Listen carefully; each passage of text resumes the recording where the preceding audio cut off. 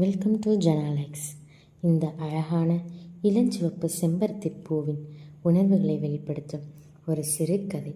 இதோ இளஞ்சிவப்பு தேவதையின் ஒரு நாள் கனவு.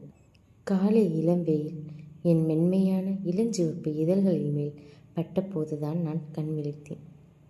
நான் ஒரு செம்பருத்தி. இன்றுதான் நான் முழுமையாக மலர்ந்திருக்கிறேன்.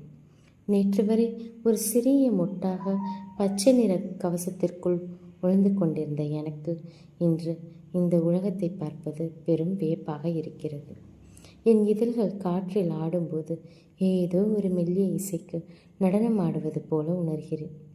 நான் மலர்ந்த சற்று நேரத்திலேயே ஒரு சிறிய சிலந்தி என் இதழின் மீது ஏறியது.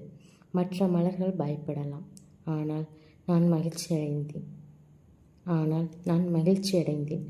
வா நண்பனே, நீ இங்கே பாதுகாப்பாக இருக்கலாம் என்று என் இதழ்களால் அவனுக்கு ஒரு வெண்மையான மெத்தையை உருவாக்கி கொடுத்தேன்.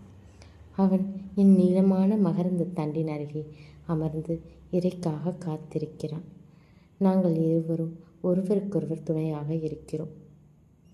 என் நடுவில் கம்பீரமாக நீண்டு நிற்கும் அந்த மகரந்த தண்டுதான் என் கிரீடம். அதன் நுனியில் இருக்கும் சிவந்த புள்ளிகள் என்னை இன்னும் அழகாக காட்டுகின்றன.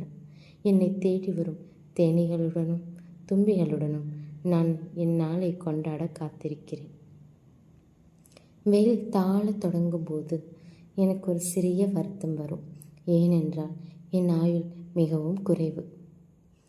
காலையில் மலர்ந்து மாலையில் நான் வாடிவிடுவேன் என்று எனக்கு தெரியும். வாழ்க்கை ஒரு நாள் தானா? பரவாயில்லை.